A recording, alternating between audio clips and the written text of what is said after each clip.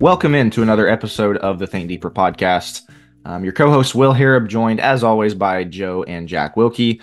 We are here in, I think it's this month that everybody calls the dog days of summer. Just not a lot going on as far as sports. I guess kids are going back to school, so getting into the school year. And I know for you Wilkies, this is an incredibly busy month. It's I think what 80% of the Wilkie family was born in August, so you guys have got birthdays every other day. It feels like. Jack, your birthday coming up here in 2 days, so happy early birthday to you. Appreciate it. Hitting Shout out to hitting my wife, hit, who's hitting the day 40 after this this year, comes right? out. Yeah. Oh, That's right. not 40 yet. Come on, guys. Oh, He's man. close. Okay. Now, 39. there's all that scholarship on Timothy, and don't let anybody look down on your youthfulness. And people say, well, he was probably 35 at the time. So I'm still youthful, according to the Apostle Youthful. Paul. There you go. Uh-huh. That is Well, don't let inspired anybody People look used to down die on like- you because of it. Yeah. That's right. Yeah. Didn't people used to die like 50 back then? I don't know No, how thank that's you, boy. Joe. Yeah, you're That's morbid. not making me feel a lot better. You got 15 years. You're fine. Make the most of Man. it. But in all seriousness, happy birthday to Jack and happy birthday Happy to birthday. Allison and Thank you the very 6 much. other Wilkies that are born in August. So, going to move into our episode today, which I think hopefully a lot of people will find pretty interesting. We're talking about music and the Bible. Kind of obviously, we're going to get into instrumental music and why we do not believe that the Bible authorizes that. But even more than that, we want to look at just kind of what does the Bible have to say about music? What are some biblical precedents for music to God? And then we're going to get into what, in my opinion, always is and will be the most interesting part of the episode, which is kind of modern day application in churches, in congregations. There's varying degrees, varying levels to which congregations try to go with music. Obviously, even within the Church of Christ, you don't have a lot of instruments being used, but you do have maybe some praise teams. You maybe do have some miking of people in the audience. You do have maybe hand clapping, all that. And then, of course, the question that we've gotten a ton, which is, can Christians listen to Christian music? Music, obviously, with instruments in the car, Apple Music, you listen to it in their headphones, whatever it is.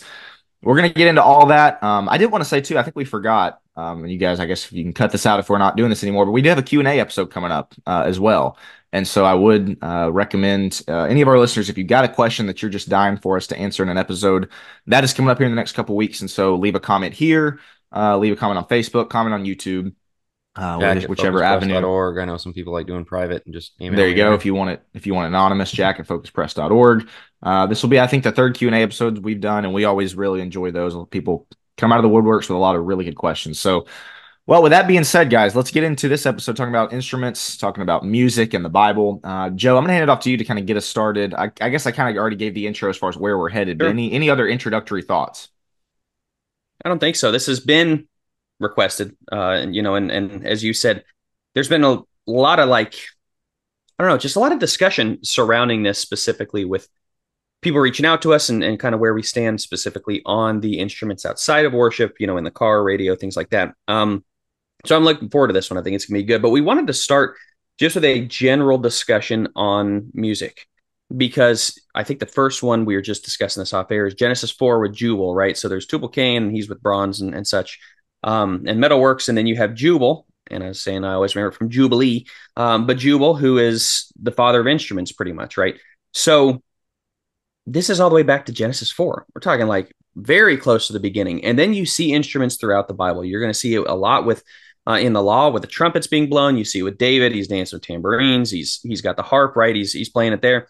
You can fast forward all the way to Revelation, and we see trumpets still being blown. You see him at Jericho and Joshua. Was that Joshua 6? I want to say Joshua 6. And then you see it all the way at the end of time, where there's trumpets being blown with God and Christ's return and everything else. So music is very important to God. I think that's safe to say. It's kind of the same thing as food. You can see the food theme throughout. We look at it like, yeah, it's sustenance. Like, no, there's a special place for food with God, going all the way back to the original sin, right? Taking a fruit all the way forward. We're seeing a feast in Revelation 22, a feast we're going to have with God. Like, food is throughout that, and Jesus a lot of times eating. Same with music. There is a level of importance placed on music, on the type of music, on the trumpets being blown, on everything else to signal the presence of God. So I just find that to be fascinating. Music clearly is very important to God, and I think it's for our enjoyment, but it's also for a lot of other things. And then this doesn't even get into the theories of like how music affects us internally and the different hurts. I'll listen sometimes. This is weird, but when I'm writing sermons, I'll listen to like 8 hertz or 12 hertz.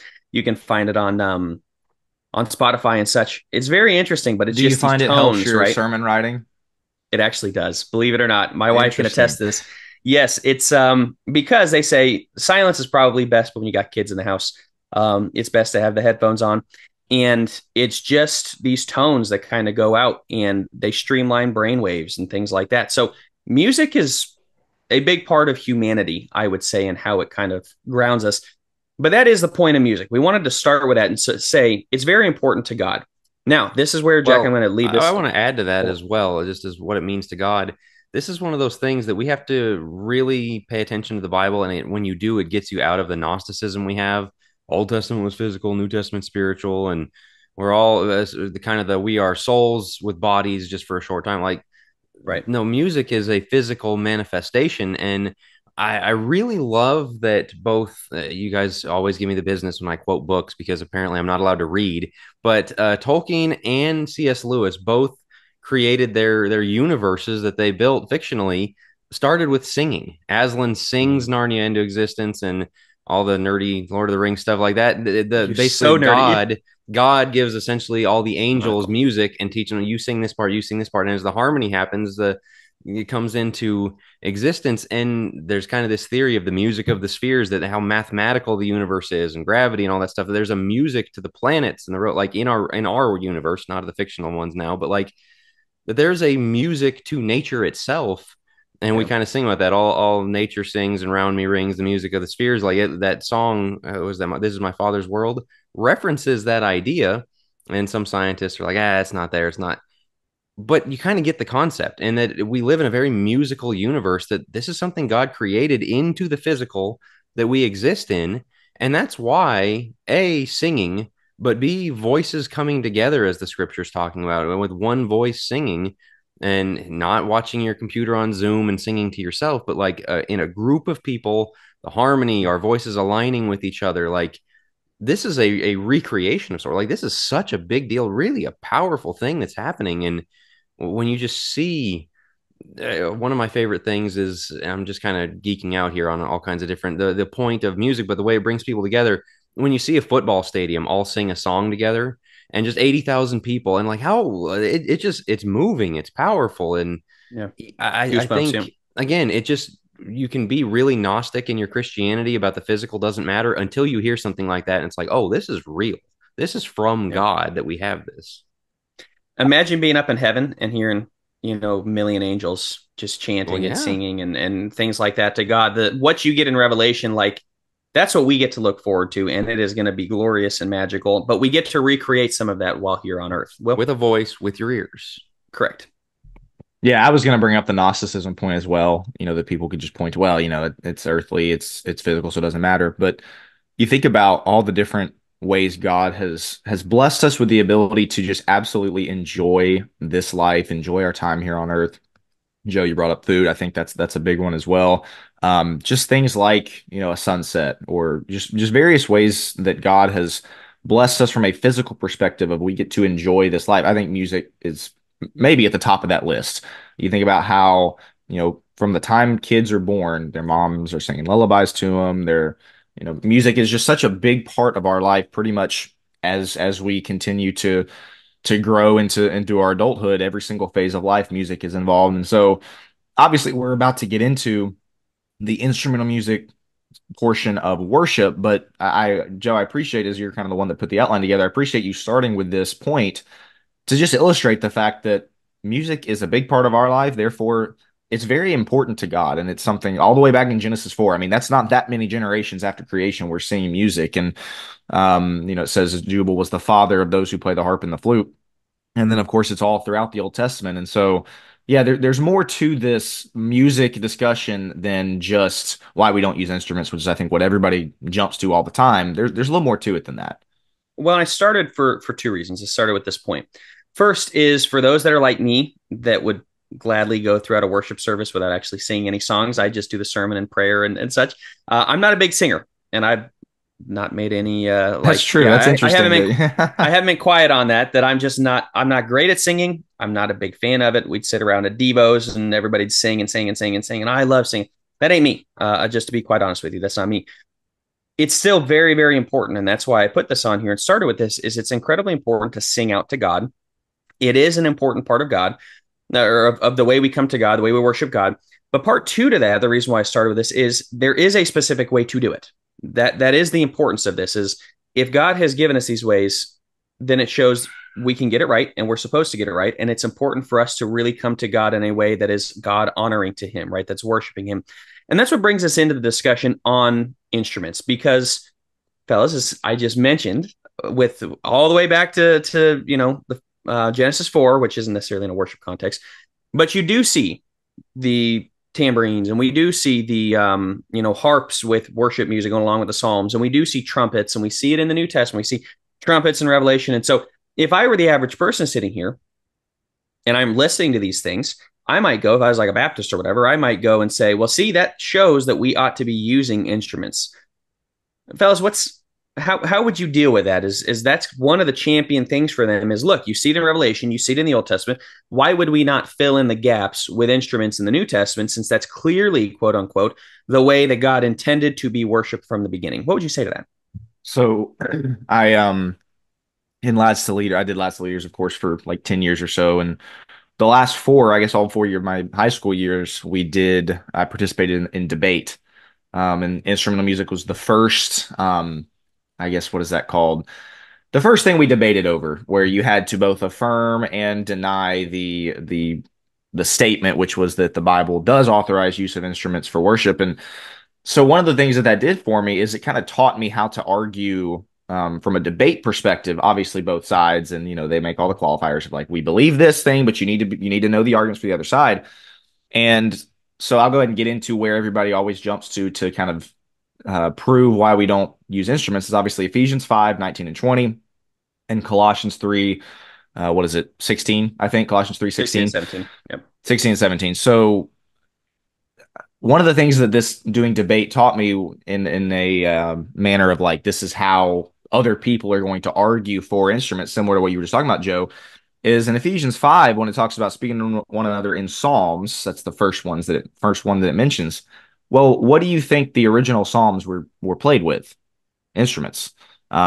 Just about all of them were played with instruments. And so, to your point, Joe, if I'm somebody who is pro instruments, and somebody comes at me, well, what about Ephesians 5:19? I'm going to say, yeah, it mentions psalms. Guess what? Psalms were played with was instruments. And so, again, everybody jumps to Ephesians 5 and Colossians 3. I don't think that those are the best examples to use to prove as to why we don't use instruments. I don't want to take all the content here if you guys want to jump in, but I did want to just bring that up in the sense of like, I feel like we in the church will use those two verses as kind of a trump card and kind of do I don't see how you could misunderstand it just by using those two verses. And I don't think that fits at all. Again, I don't want to take all the content here. So Jack, what are your thoughts on the kind of the Ephesians 5 and Colossians 3 go-to trump card passages for most people in the Church of Christ? I think that I obviously get out in front here and say I don't believe we should be using instruments in worship. I just think there are a lot better arguments to use than just mic dropping Ephesians 5 and Colossians 3 and thinking that that's going to do the trick. Yeah, I mean, it does reference psalms, hymns, spiritual songs, which a bit of a rabbit trail are probably all just psalms because those were divisions in the psalms from the Greek Old Testament that they would be using. And so just the different forms of psalms, and some of those, as you said, explicitly were this is to be played on the harp. But I think you can also get to the second half of that verse of if it starts off speaking to one another in these ways and then singing and making melody in your hearts to God. And somebody would say, well, yeah, you can sing accompanying, but I think it's sometimes people will point to, well, the that making melody or the Greek words behind that say to pluck. And so clearly that means plucking like harps or whatever. And I think he's pointing us to you're the instruments now. Your heart is that it is with your voice, with your heart. That's where it's coming from. Hebrews 13:15 has the same thing where it's talking about is kind of our sacrifice. It says, therefore, through him, let us continually offer up a sacrifice of praise to God. That is the fruit of lips that give thanks to his name.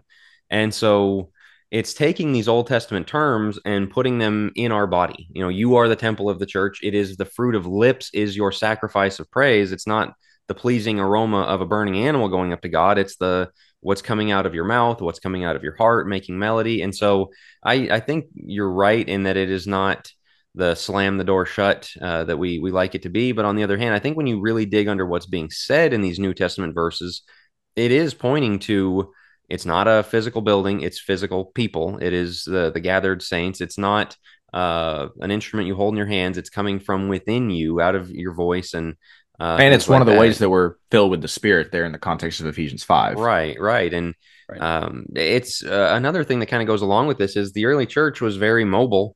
It was a kind of thing where they'd go to a town and plant it. You didn't have to, you weren't bringing a piano with you. You didn't have to have a harp. And it was also, it's all of us. All of us are doing this together, the worship. And we've added the song leader, which we'll talk about a little bit later, is not like a problem, but and I'm sure you had somebody leading, but the idea of this kind of being some people are performing and some people aren't, that is not the sense of any of these verses. It's all of us are coming together and everybody can sing. I mean, Joe and I might not be very good at it, but we can sing.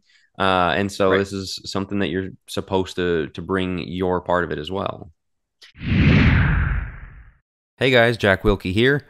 If you enjoy our work with podcasts like Think Deeper and Godly Young Men and our books, articles, seminars, and want to support the work that we do, the best way to do so is to go to focuspress.org/donate. That's focuspress.org/donate. Thanks again for listening. Yeah, I think anytime you see somebody go, well, God just doesn't ever want instruments in his worship, like, now, correct, but to act like God has always been offended at instruments, I think is the wrong approach. That's not how I would handle this. Is, well, God just doesn't authorize, like he did authorize in the Old Testament. He asked for it, and we do see it authorized in Revelation. The difference is, to your point, Jack, first off, the Old Testament was very individualized. It was, you bring your offering to the priest and they do the work for you. Well, now with us being the priests, with us being the temple, right? Now we're bringing that offering to God through through ourselves. We are the instrument, as he says. But this also connects to the fact that where were the instruments intended to be used? In the house of the Lord. This was always connected to temple worship, or almost always connected to the temple worship. In the praise of God, you can go back to, I just pulled up a couple scriptures here. 1 Chronicles 25, David and the commanders of the army set apart for the service some of the sons of Asaph, and of Heman and of Jeduthun, who were to prophesy with lyres, harps, and cymbals. And then he lists them, and then go down to verse 6 of 1 Chronicles 25. All these were under the direction of their father to sing in the house of the Lord with cymbals, harps, and lyres for the service of the house of God. And then you go to 2 Chronicles chapter 29, and then there in 25, he then stationed the Levites in the house of the Lord with cymbals, with harps, and with lyres, according to the command of David and of Gad, the king seer, and of Nathan the prophet. So this is in the house of the Lord. If you go all the way to Psalm 137, this is from the priests who were talking from captivity, from Babylonian captivity, and they talk about how they've forgotten their song and their fingers are forgetting the ways of the harp. And the reason why is because they did not play instruments outside of it. Interestingly, they start synagogues in Babylon while they're away from God, or while they're away from the temple.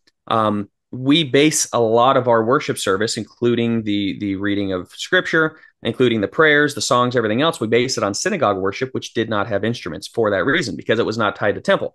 Well, this explains Revelation. We see that being played. Well, yeah, because they're in the temple in heaven with God. So it was in the temple in the Old Testament, it's in the temple in Revelation. We are the temple now, so the instrument is us. We are the ones that are bringing it to God. And I think that helps as well. The other thing I'd say is, from a historical perspective, what is it? I think 600 AD, or AD 600 to be more technically correct, that I think we see the Pope decide to bring in the organ, and that's the first instrument that we see in New Testament. You can go back to the old early church fathers. Instruments were not used at that time. Meaning for the first 600 years. years of church history, or 570 or Right. whatever it wasn't used. It wasn't used, and it took a Pope who said, which also is not the church, but it took a Pope who said, I just really like the sound of the organ. Let's combine it, to put it in. And I'm blanking on the Pope's name. I knew it at one point, but either way, you can look that up. 600 years, 570, whatever it is, years after the church is established that we're seeing it. So yeah, from the historical perspective, from the synagogue perspective of us basing our worship, from the temple perspective, I think all of those things point to, we're not commanded to use instruments. We are the instrument ourselves with our voice. I'm not a big fan of some of the arguments. Like I said, the argument of God never doesn't even want instruments. Like, he does in the proper context, which is in the temple. The other thing is, when we go to the Greek, well, it's psallo, right? And Jack, what you kind of talked about, Look, we could go to the Greek, but I'm not a fan of having to really parse out the Greek and participles and everything else, and all the passive and second aorist passive and things like that in order to come to a simple truth. If we have to do that, we've lost 99% of people who couldn't care less about the Greek. And you go, well, we should Right. care about the Greek. Yeah, but if that's what you have to base your argument around, is So really getting down to the nitty yeah, gritty, you're going to lose people. I think that was really well laid out there, Joe. I've always loved the temple worship side of the argument. Also, of course, just the obvious factor of like you brought up with the first century or with the first century Christians not using them.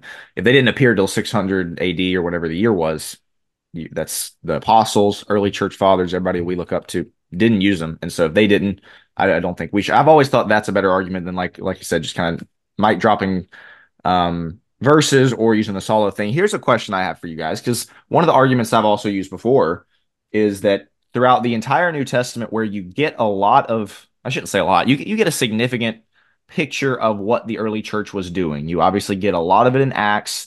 You get it in, a lot of the epistles as well, as like this is what the church did. You have elders, you have, Paul preaching till midnight. Like you have examples of what the early church did.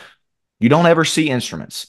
I've always thought that's a pretty good argument as well. But here's my question, because if I was on the other side, again, using kind of the debate format here, one of the things that I might say is, listen, if it was this big a deal to God to where we shouldn't be using them, don't you think they would have made it a little bit more clear? Like there would be at least one verse in an epistle somewhere where Paul says, hey, make sure you don't use these, or again, maybe an Acts somewhere.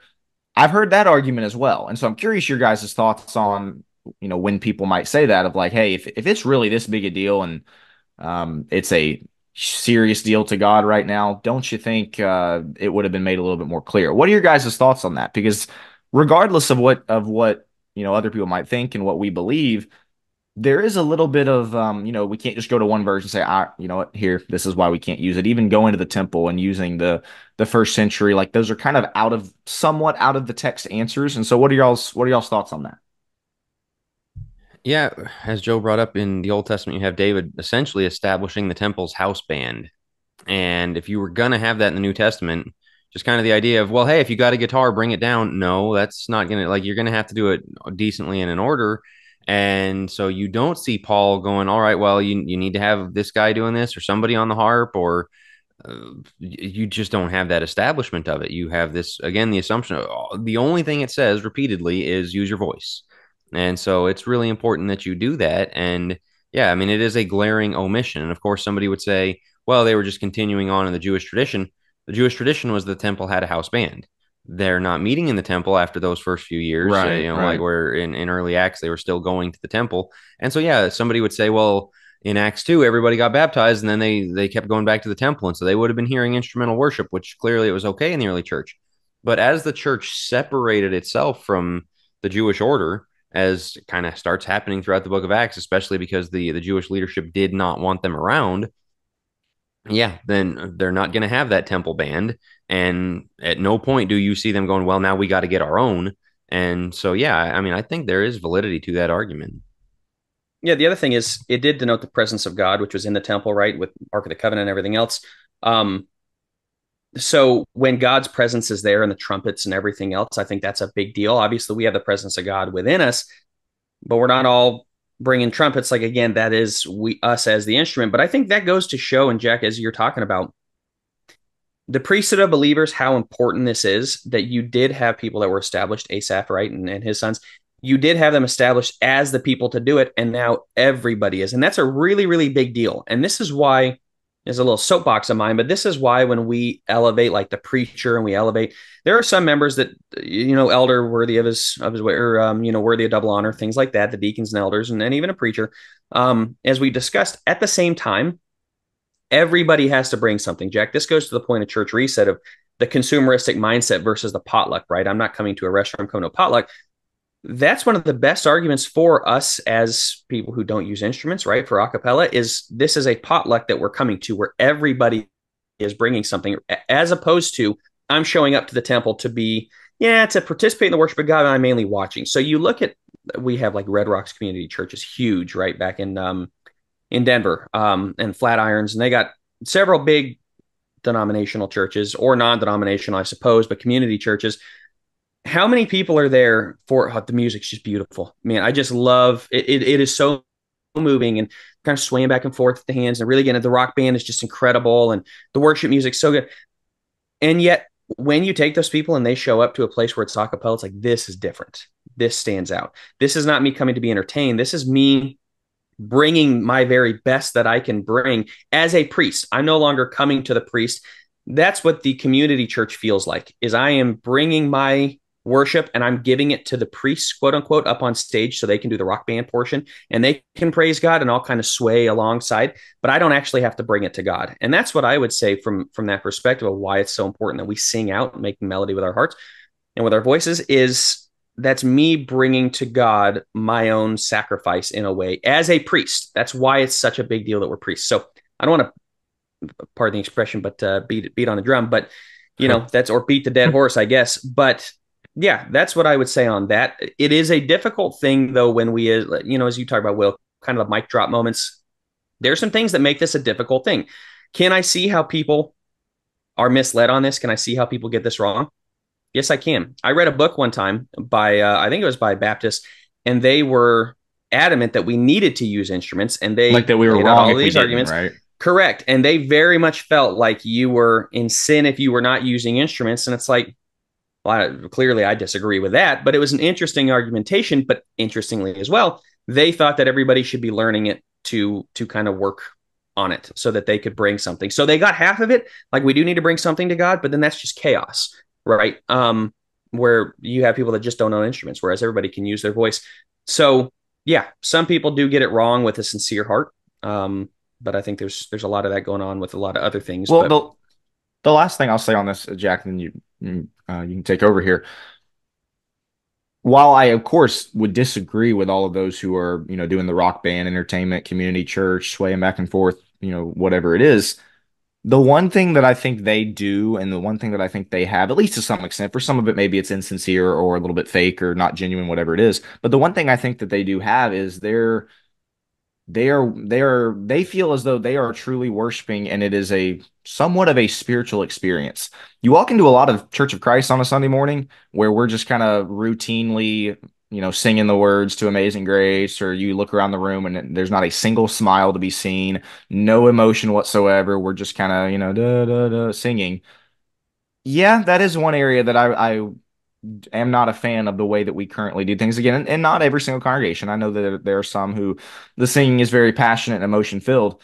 Not in a lot of them. This is one, I don't know how many listeners that we have of our home congregation, but this is one that I wish our congregation did a lot better job of, as far as having a little bit of emotion with our singing, as opposed to just what it seems like is just going through the motions. Okay, we're supposed to sing 3 songs before the prayer, and then 1 song after the Lord's Supper, and then we sing everything. Like, it just feels very routine. There doesn't seem like there's a lot of emotion and passion. I think a lot of people could probably say the same with their congregation. That is the one thing that I wish we would take from maybe the more community church type of, again, not the instruments part and not the we're here to entertain ourselves part, but their spirit seems to be involved and their emotions are involved in singing, whereas a lot of Church of Christ, we are not.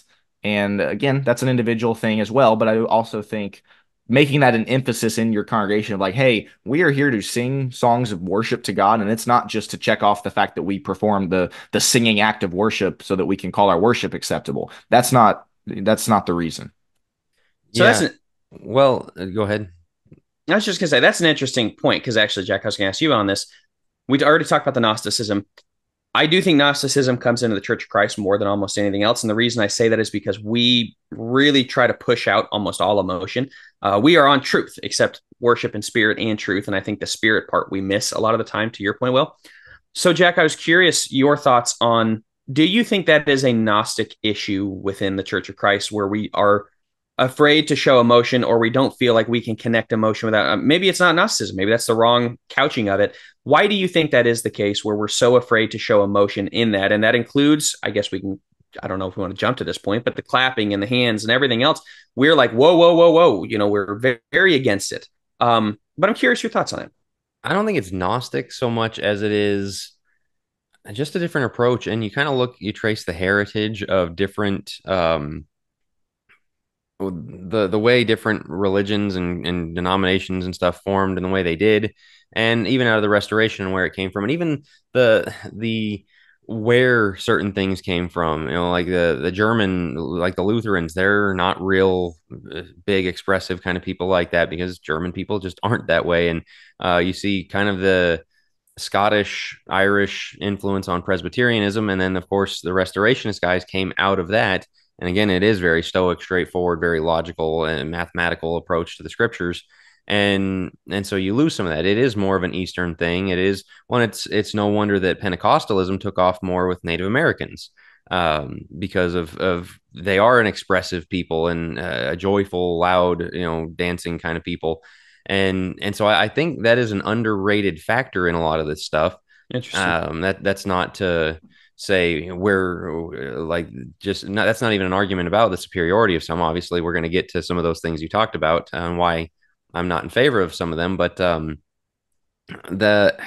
so I've had members before who just love to go to the Christian rock concert or were really drawn to the community church, and it was kind of the smoke coming, the smoke machines and light show and all that, and it feels like a concert. And oh, I just come out of that feeling so spiritual. Like, no, you're being manipulated. On the other hand, it is very easy to go.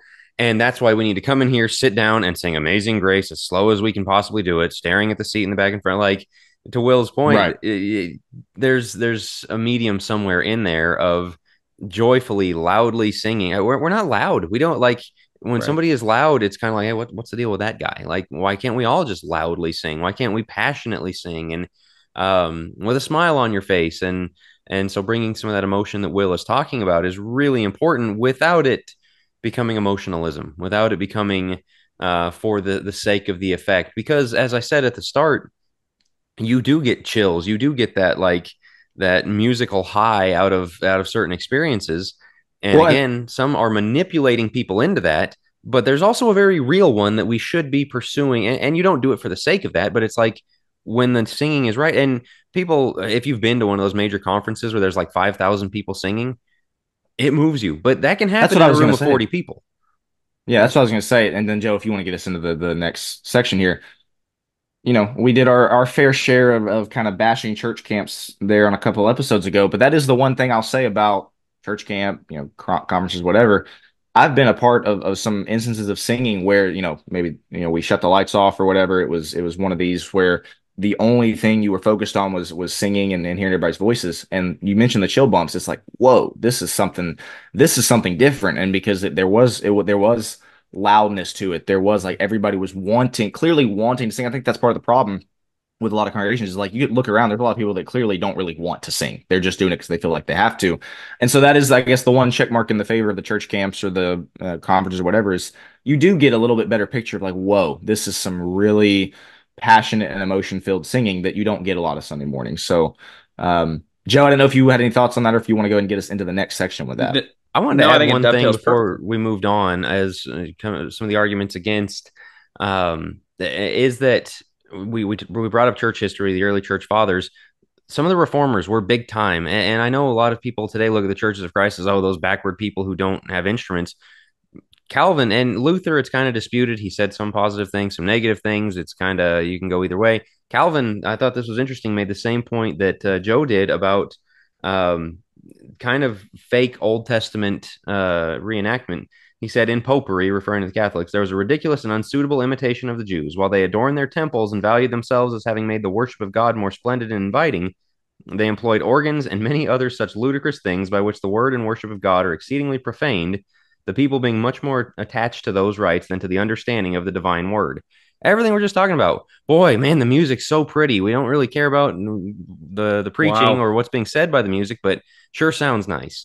This is Calvin, and so it is so funny to me that the churches of Christ get the reputations like, oh, you dum dums who just are anti piano. Like, some of your heroes are that way too, guys. I mean, like, let's read a little bit of history It's here. very, And very interesting. obviously That's they some have good their arguments context. I like against that. them, but yeah, and Yeah. and again, Luther had some that I would like to draw on him, but it is a little more complex. He might have been for it, might not.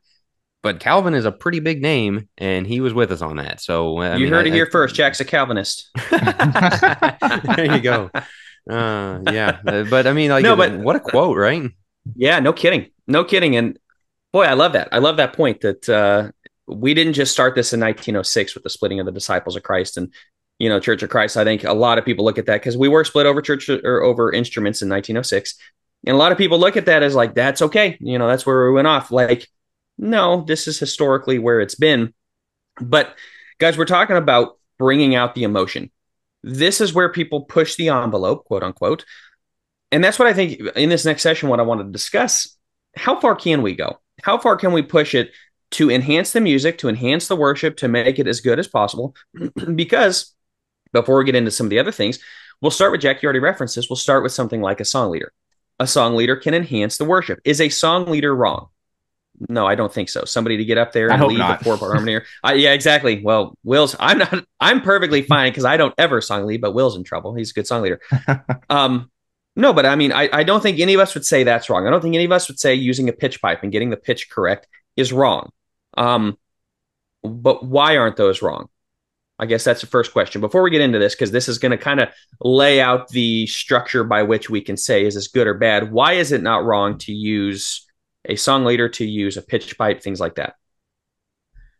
You get the aid and addition argument. Like, are you changing, fundamentally doing something different, or are you just aiding what you're already going to do? Which I think makes sense. I think one of the other things about doing things decently and in order is, yeah, somebody's got to be heading it up. Somebody's got to be kind of picking or at least starting the songs. If you've ever been in one of those things of like where there's not one and it's a Devo and it's just, oh, we'll start singing and you'll have two people start singing songs at the same time. And like, yeah, no, it's probably good to have somebody kind of stepping up and starting the first note for everybody. And the pitch pipe thing, people go, oh, that's an instrument. Like, well, yeah, if a guy got up there and played a whole tune on that, number one, I'd be really impressed. But number two, like that's not what's going on there. And so I feel like that's such a goofy gotcha argument with that one. Like, that's clearly not what's happening here. Same like thing with harmonica. They'll use singing the blues with a pitch pipe. That'd be hilarious. They'll say it about like PowerPoint. Well, PowerPoint's changing the way that you worship, and so that's pretty much the same. It's like some people even say the microphone. Yeah. Yeah, the sound system and all that. Like, are you fundamentally changing the way the worship is structured? With instruments, absolutely. With a microphone where the sound's just louder, or with PowerPoint where it's transitioning from a whiteboard to a projector on a screen. I mean, to me, that's a pretty common sense thing to distinguish. Does it fundamentally change the worship or does it not? Hey folks, I know a lot of you are looking for more Christian content for your daily walk. Of course, we often tell you about Focus Plus and the daily devos and other content that goes up there. Of course, we have this podcast, Think Deeper. We have the Gym podcast, Godly Young Men by Joe and Will. But I want to also tell you about the Church Reset podcast feed. Every article I put out on my website, jackwilkie.co, goes up on the Church Reset podcast feed, along with audio from all of the videos I post to the Focus Press YouTube, like Cultural Breakdown, Masculinity Monday, and Thursdays Through the Text. And so if you're looking for something to listen to while you're doing chores around the house or on the go, check out the Church Reset podcast feed. Subscribe to get all the latest content as it comes out 4 or 5 days a week. Perfect. So we have our structure here and kind of how we're going to run things through. So let's start. What about choirs? Some people would say it's of us. Oh my word. Oh my word. Here we go.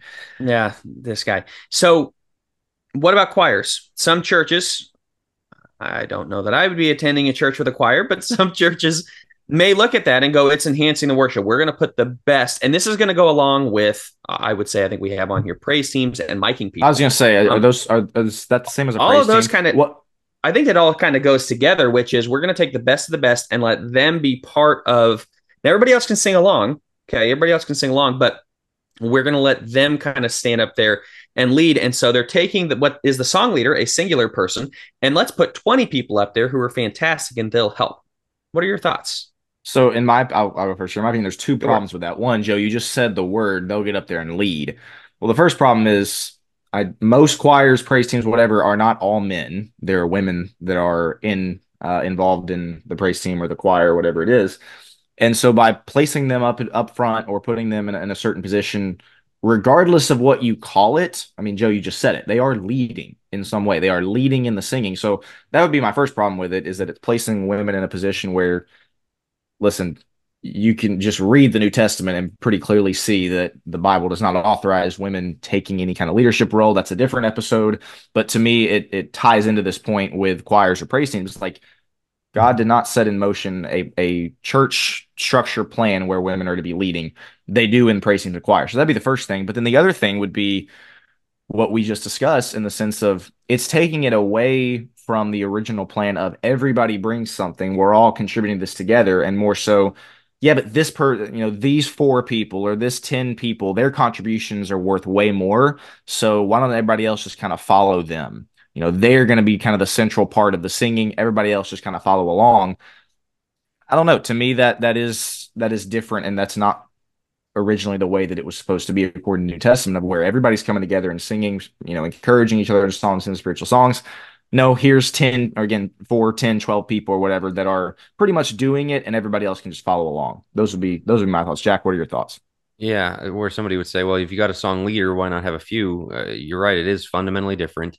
One guy starting the song, I mean, I've seen song leaders who are very much up there performing. Yeah, I'd be Yeah. against that too, even if it's one guy. We're not Yep. here to watch really talented people perform. I'll say as an aside, whoever came up with the term praise team is just so bad at branding. That is so squishy sounding. Like it sounds like Glee Club, like, oh, the praise team. Like it's just kind of Nice. that's an aside. But you hear this a lot with things like this, but also the same with instruments of God gave me this gift and I want to share it with everybody. Interestingly, in the New Testament, there's a lot of gifts spoken of. Musician is not any of them. Even song leader is not one of them. And we kind of sometimes people in the church will say that, well, people have different gifts to give to the church. We've got song leaders and things like that. It is good to have people who know what they're doing musically. Again, we are better off if Will's song leading than me or Joe. But this is not a spiritual gift. This is a physical talent, which you can use. I mean, you can use physical talents to help the church. The guy who's good at woodworking, that's a physical talent he can use and contribute to things in the church for sure. But when it comes to the worship of the church, people really like falling back on that of like, God gave me a musical gift and I need to contribute that to the church by participating in a choir or by being in the band or whatever. Find that in the text. It's really not there. Yeah. The only thing I'd add to that, I think you guys covered it very well. It's not really adding, but just coming back to the point of priesthood. And Will, you said this, like everybody has to be able to bring it, because if we're putting praise teams, we're putting a choir up there, that's not that much different than a rock band when you think about it. We had the pentatonics come and perform for us type of thing. Like all eyes are on them. All eyes are looking at the best of the It's best. focused And on them and not God, also. correct. Not on God and not on what I can bring. Like, boy, I'm not them. That's not the point of worship music, is to go, boy, I don't have a voice like them. The point is for everybody to sing out with everything that they have and not putting because that's the point you made, Will, about women leading. Okay, well, we'll just mic them from the audience. They won't lead. We'll just mic them from the audience. It's not a leadership thing, right? Like, it's still same issue. You're taking the best of that. Well, it's to enhance the worship. Like what you're telling everybody like me is thanks, but no thanks. You know what I mean? Like you go ahead and keep your voice a little bit low. We'll do the best because God wants best. No, I think God wants my voice too, and I'm supposed to sing out as bad as I may be. God wants me to sing out as well and give him my very best and not just hand that, farm that to somebody else for them to do it for me. So I think that goes against it. Well, Guys, and the what difference about between that and the song leader, because again, people can point to, well, you've got one guy up there, why not have multiple? The very best song leaders, they'll start the verse and they get everybody going, and their voice becomes one of many. Like they get everyone to join yes. them. They This kind of stand back performance for the thing mic. is Yep. very much we're not joining you, we're way ahead of you. You're looking up to us, Hmm. and it's not uncommon. I've talked to people who've been in those situations. It's not uncommon for other people to just stop singing. Like Yeah. it Like, what's encourages the point? that. Well, Yeah. like they're better than Right. me. I'll just listen to them do it. And so, yeah, again, totally different thing than what a good song leader's supposed to do. So a few more questions here. I'm going to cover clapping, then I want to come back around to traveling groups here. Thoughts on clapping? Getting into it, showing emotion, right? Maybe even the raising of hands. We didn't talk about that one, but the raising of hands, you see this where they're kind of swaying back and forth almost as though it's concert Tim esque. Hawkins thing, the carry the TV, the touchdown, the different Yeah, Oh yeah, yeah, that's gestures. really Very good. funny. classic. So, But yeah, where do we fall on that when some people, and I would say at African American congregations, that's what I they was gonna can get say. into this and they're very emotion driven in some of that. And if you go, the singing is incredibly powerful, but they have people calling out, during the songs and taking different verses and like it's more, I hesitate to use the word theatrical, but it is kind of there's more emotion for sure to it. Mhm. What are our thoughts on that and on clapping and kind of going along to the beat of the song and everything else? So I think I've been raised Church of Christ my whole life. The idea of clapping has always been, I've been very hesitant, not super comfortable with it. Been in places where, maybe a African American congregation, or we go down to been down to the Caribbean before. Dad's spoken and they've done some of that, and it's always like, ugh, something about that I don't like. And I wonder if part of it is simply because it's an additional noise added to the music that is not our voices. That would be the first thing that I would bring up of, okay, you're keeping the beat or whatever by clapping your hands. And it's not an instrument, but at the same time, you're doing more than singing, with your voice and making melody that way. On the other hand, I have seen people who just get so fired up about this. Basically, like anybody who's doing that during their singing is, not on the narrow way and is, in blatant sin. And part of me is like, okay, hold on. That maybe that's a little bit far too. And I always have brought up here, maybe I feel like sometimes this might sound insane, but I feel like sometimes God might be looking down on us going, are they really getting into the weeds about all this? Mainly the clapping, of course, like, stuff like this. Well, I don't clap, but man, I tap my foot during the song, and that makes a little noise. Not like, so I don't Right. know. I'm not a fan of it. You won't ever find me clapping during worship. But if I were to go to, I know a lot of people, if they were to go to a congregation where maybe a couple people were, they will get up and walk out and leave. It's just, well, this worship isn't valid anymore. And I understand why that they would say that. It's an additional noise. It's not your voice. At the same time, I guess I'm not quite as like, if I walked into a place and they had a praise team up there, I'm probably not sticking around. If I walked in and a couple people, maybe half the congregation was clapping along, I would be very uncomfortable, but I don't know that I would just up and leave like I would for, again, maybe a praise team or something else. Well, to the opposite side, I guess, where I would push back. I don't disagree with you actually, but just for the fun of it. Um, okay, well, we are the instrument, and you could say the voices, but who's to say? Like, I'm not playing an instrument. I am using my body, Yeah, my body is the temple, right? And so my clapping is the two hands that God gave me, and I'm just gonna go along with that. I'm not adding anything mechanical. Mechanical instruments of worship we hear, right? Like, it's not mechanical. It's part of me and part of my body. yeah, So that's how I might push back on that. I agree with you. It does make me more on the uncomfortable end. But then there's part of it like, is that just because that's the way I was raised? If I grew up in a exactly. Yeah. congregation that did it, would I see it as wrong? It's different for me, but would I see it as wrong? Jacob, what are your thoughts on this? Because I agree with Oh, I mean Will, but that's how I that's push back. I don't know that that's very good argumentation because you'd say that about anything. People who grow up with instruments don't see it that True, but way, and I can't so necessarily point to scripture that says this is wrong the way I might be able to with other things, is what I'm saying. Unless you you, think we can. I mean, you would just extrapolate the same idea of voice, lips. It's always talking about kind of coming from here. But I mean, you could go the other way if you're the person on that other side and point to the Psalms, talk about clapping and shouting to the Lord with joy and all that. I think Psalm 47, verse 1.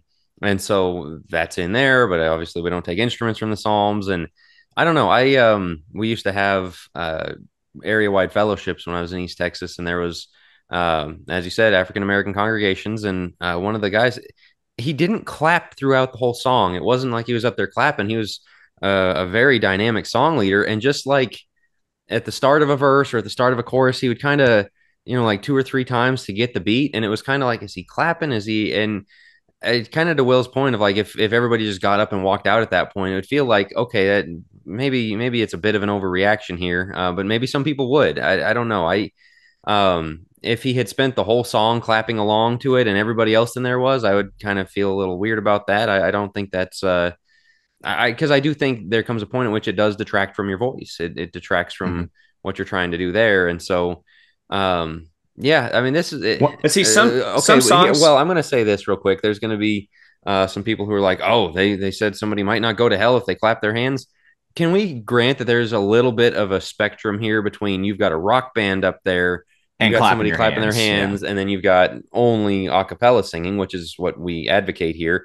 Like, yeah, they're somewhere in the middle. They're not fully. I mean, somebody might categorize them as all the way over with the rock band.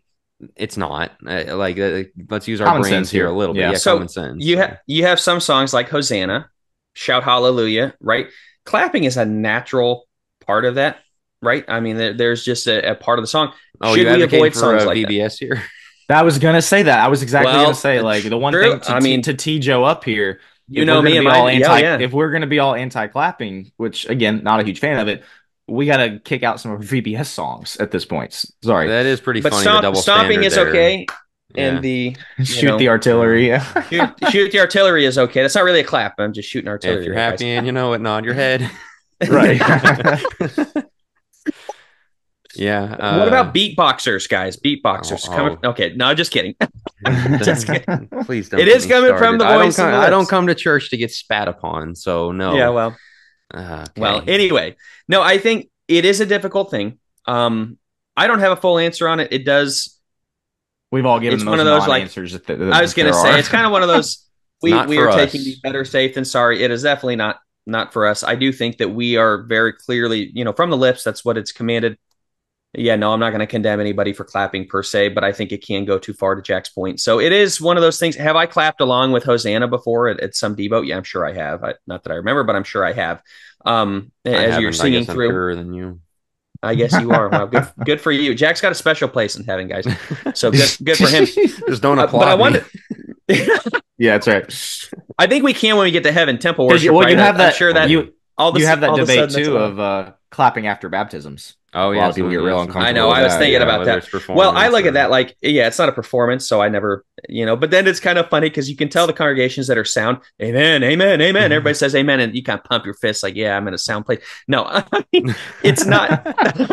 It's not performative, which is why I don't think the clapping and they may say the same thing about the music is it's not intended to be performative, but I also see that as an outflowing sometimes of the spirit, and you see that like at again black congregations, it's a celebration, yeah, it's just a celebration, and I have a difficult time looking down on somebody who's celebrating God and yeah, you can take that real far, like you're celebrating God with the violin, like no, right. But still, it's done through emotion, guys. I want to ask before we got a few other things we want to get to real fast.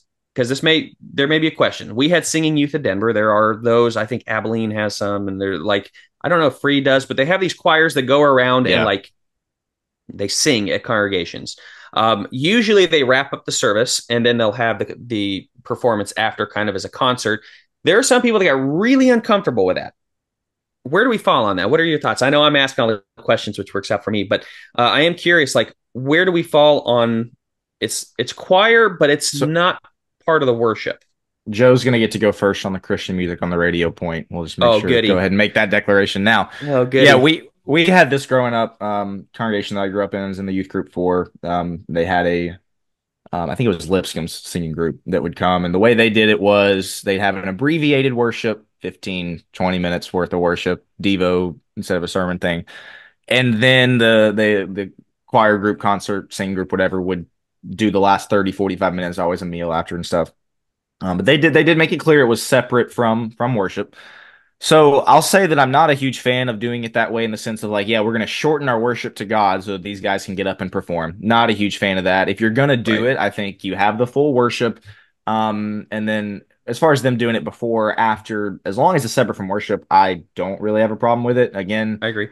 The congregation I grew up with did a good job of making it clear this is not worship. What they did do, though, unfortunately, was, again, they had a 15-minute service, and then the singing group got 45 minutes. Like, yeah, not a huge fan of that. Similar to the congregations that we're going to do a 15-minute Devos tonight, coincidentally, on Super Bowl Sunday night. Like, don't love that. If you're going to have worship, don't change it for that. So those are my only thoughts on it. So I agree. This was a big debate when I was in preaching school, and because the Denver one would come around and some students loved it and some boycotted it, and I was kind of I'm not sure about it, but one of my classmates, he kind of mic dropped the whole thing. He said, yeah, I love that they get to the end and go, this is not worship, now sit back and listen while we sing hallelujah, praise Jehovah. Like, all right, fair enough. Like, is it worship or is it not? And if it's not worship, why are you singing songs about God? And if it is worship, why are you singing to us and we're not? And I've seen some that encourage people to participate, but then it just becomes the choir praise team thing again, where most people are not. They're going to listen to them, and it's kind of this whole thing. Well, we're here to encourage you, but it's singing and speaking to one another in psalms, hymns, spiritual songs, and you're performing for us. I just don't like performative worship. I feel like mixing those two things is strange. So I know where Jack stands on Christian music on the radio then. Yeah, not the biggest fan. but that's still your question to answer first. You're trying to wriggle out of that. So, but I mean, Go I'm ahead, trying to get Joe. you going. but Go Trying to get ahead. you well, going. before while we're still on the choirs, I mean, that is kind of the sticking point of it is if it's worship, because That's a good point. well, it's people say, well, it's not worship because it's not a worship service and the five acts of worship. Like that's a different thing. Worship, as in praise to God, and the Christians praising God, and we do a really weird thing of like we said the opening prayer, we said the closing prayer, and so within those bounds, we've got to follow rules. And now that we're outside of those bounds, well, the rules don't count. Like I don't know about that because I wouldn't have a woman get up and give a talk to the whole congregation after the final amen. Like I wouldn't break other rules, so I'm not sure why we do that one. That's a really good point. That's a really good point. Because I was thinking with the Christian music on the radio, So are we similar getting into that now? lines. Yeah, Okay. similar lines because I do think it comes together in that, which is I've always avoided it. First off, I just think it's not great music personally, but That's not still, I mean, necessarily I think wrong. that yeah, well, but I do think it's difficult for me to be singing these songs. You know, this is a really, really difficult one because I've thought a lot about this. This is crazy to admit, but one of my favorite albums a few years ago was Jesus is King from Kanye West. A lot of people hated it and said it was terrible music. Will, I know you were out on it. I don't think you liked it at all. I thought for Kanye saying like, whoa, this is incredible. He's quoting scripture in it. He's doing all sorts of stuff. And I guess it Gone was off the probably deep end more a of a bit now. shock. Yeah, that didn't last very Yeah, that long. did not age well. It did not age well. But I thought at the time, like the fact that Kanye West is talking about Adam and Eve and singing scriptures and things like that was just wild. But then you kind of catch yourself and go, huh, so I haven't really listened to it as much because then I started to kind of feel convicted as to maybe it's not right to have these, to have these songs that are singing. But then the argumentation, this is why it's so difficult. The argumentation goes to the flip side, which is so you're willing to listen to drugs and sex and rock and roll, but you're not willing to listen to positive things on the radio because, okay, this one is not worship to God. So you can basically listen to that. But this one is worship to God, so you can't listen to uplifting things, you can't listen to encouraging things. And at what point can they mention God in the lyrics without it? Can they 21 Pilots has things that seem to reference Christianity. Can I listen to things that reference Christianity without it being Right. like it really is the spectrum of where does one begin and one end? Hillsong and things like that. Yeah, I think that's pretty, to me, I look at that as kind of to Jack's point about the choirs. I'm out on that, but then there's some really uplifting things. They're talking about what Jesus has done in their life, and I feel that's less worship led, worshipful, if that makes sense. So I'm All not this is answering so the question just subjective. because Yeah, it's all exactly based it's on feel. incredibly subjective. So, so let me. So I'm curious your guys' thoughts on this argument. First of all, kind of what I always go to is there is some level to which you are listening to the Christian music for, and not everybody's like this, but for entertainment's the wrong word, but like I want to center my mind on better things. I want to center my mind on spiritual things, on God. And so I'm going to Yeah, play that instead of, the top 20 pop hits that are on right now. And for sure. me, that's really hard to argue against. Again, the position of, well, Right. it's better to listen to, I don't know, fill in the better to listen to Taylor Swift, for instance, than it is to listen to the Christian music. I can't get there. I mentally cannot get there for somebody saying that it is flat wrong to listen to, a Christian song with instruments, but it's not flat wrong to listen to Taylor Swift. Or again, it doesn't have to be Taylor Swift. Maybe that's a bad example. Like a country song or a rock and roll song or whatever it is. That to me is not consistent. I do think there is a difference in songs about God versus songs that are actually praising God. I think you can tell a difference there. Songs about the Christian life, I think of I Can Only Imagine, that Mercy Me song that got real big back in 2006. That one's one of those where it's like, is it praising God? Is it just talking about heaven? And so I don't know. Obviously, not really answering the question there. I personally don't have a problem with it. I think again, I feel like there's a level of I would rather if I had the choice of my kids can only listen to that or my kids can only listen to the top charts on the pop radio station or country station. I'm sorry, I'm going to go with the songs that are about God, the songs that are spiritually minded. So yeah, maybe that's a bad argument. I'm curious your guys' thoughts on it. I can't get to a spot where it's like, okay, it's better to listen to fill in Right. the blank pop star as opposed to a Christian spiritually minded song. That's kind of I always been where I'm at.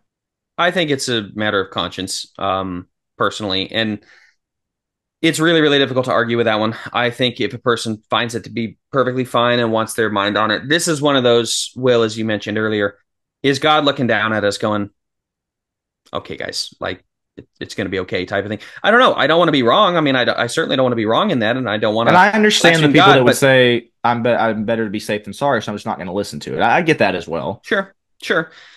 I don't have a problem. Like, I've never had a major problem with it. I certainly don't judge other people for it. It's a matter of conscience for me as to if I really feel like I'm going out of my way to listen to worship music with instruments. I get ready on Sunday mornings with praise and harmony and Keith Lancaster. And so that's all a cappella. And that's kind of what gets me in the right mindset. So if I'm going to listen to like worship music, I'll listen to that. But yeah, your argumentation is difficult. You could also say, well, if you're willing to listen to a cappella over your phone, can't you listen to a group in church? I mean, like this is all much more it's still technically entertainment. Yeah. Yeah. I mean, well, one I'm singing along to, warming up my voice. Yeah. I mean, sing, but it's kind of like, okay, do you have to sing along to it and all this stuff? And right. Yeah, and in all of those groups, there's typically women. So are they leading? Yeah, exactly. Right. Like, it's trying to make black and white out of just incredibly gray stuff, innovations and stuff like that. And I think you guys are right to pull it back to the individual's heart, the individual's discernment, and more than anything, are you doing this out of a heart of sincerity to God? And boy, I know people really hate that, where it's kind of like God's going to judge things subjectively. Like Romans 14 tells us that something that one person, it would be a sin for them to do, is not for somebody else, based on if they think they should or they think they're doing it unto God. That matters. And so on things like this, where there is not a book, chapter, verse, you take the principles you have, and God's going to look and say, all right, they had the same principles, but one came to this conclusion because they want to be right with me and they want to do what's pleasing to me. Another came to the conclusion of I'm going to do what I want, or I'm right and everybody else is wrong. I mean, like this is why it's Think Deeper podcast. And yeah, why people are going to be ticked that we haven't come to any definitive conclusion. But yeah, that is the conclusion: is go with your heart on this one. Is the heart trying to please God? And if the heart is pleasing to God and you say, man, I'm out on it, well, then that's what you think is pleasing to God. And if you feel that it's more pleasing to God to put your mind on the things of God, and that's your argumentation, and that's what you stand behind, and you think that you can stand in the judgment and stand in front of God for that, then yeah, that you're the one standing in judgment. I'm not standing in judgment for you. So you have to make that call on your own. Will? Yeah, I was just going to say, I'll save it for the deep end. We'll save it for the deep end. We do have some things. We want to cover in the deep end. So stay tuned. Ways we can improve. New songs, things like that. Yeah, that'll be good. Ways we can improve the Devo songs, and should we be singing all the Devo songs and the Jesus Is My Boyfriend songs, and spoiler alert on where I stand on some of those. But we might have some debate on that one then. I think so. Yeah, we might. So that'd be good. So stick around for the deep end if you're members of Focus Plus. If you're not, join Focus Plus. We'd love to have you with the discussion and to get more of your thoughts and questions on this. So anyway, guys, anything else we want to cover before we wrap up? All right, this will wrap us up. But thank you for listening. We will talk to you again next week.